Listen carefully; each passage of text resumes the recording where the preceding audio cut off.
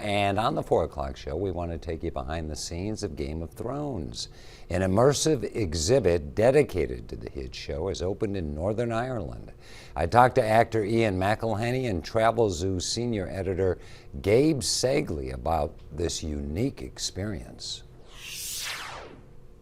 Gabe and Ian, thanks for joining us. How exciting this is. I'm sure the legion of Game of Thrones fans, and I'm in that number, would love to make a trip to Northern Ireland to see this incredible attraction. Gabe, tell us a little bit about it.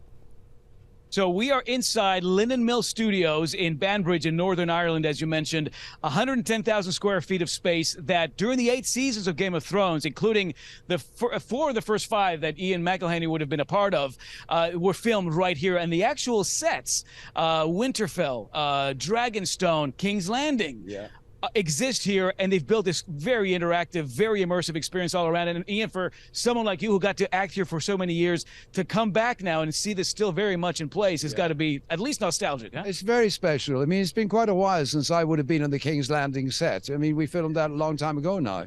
12 years, huh? 12 years, yeah. But it's still very special to come in there and be in that room and remember exactly where you were standing and who was on your left and who was on your right.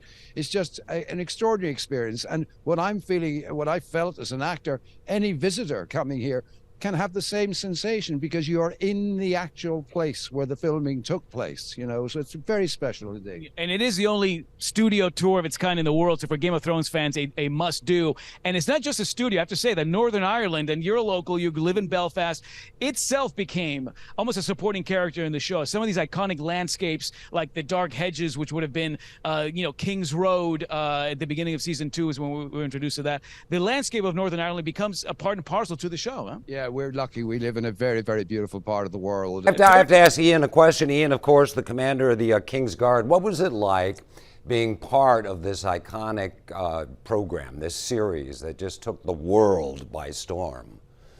Yeah, quite something, right? And we're 30 minutes from Belfast, about an hour and a quarter from Dublin. So you fly into Dublin, you just drive north about an hour and 20 minutes, and you're here. But it is fascinating to see just how it became an international phenomenon. And what's been cool, by the way, Dave, is the tour is open as we speak, and so people have come in, Game of Thrones fans, and they see Ian, and they're getting their selfies, and they're getting their autographs. But it really is a fascinating to see what a phenomenon it's become and remains. I mean, a lot of the reason I think why it became so successful is the amount of behind the scenes work, background work that was done for this series before it came to screen.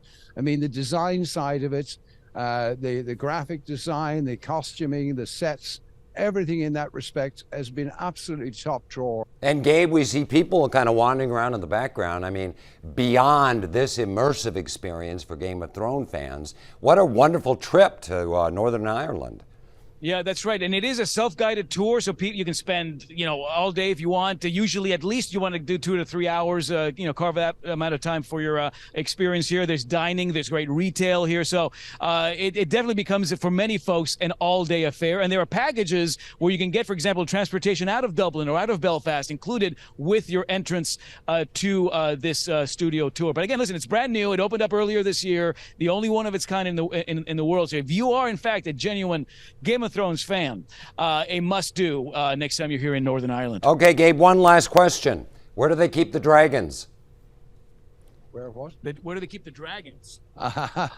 We've got a few dragons' heads around. Fortunately, they're not live because that could be very dangerous otherwise, Well, I'll tell you what, this is gonna be on my bucket list.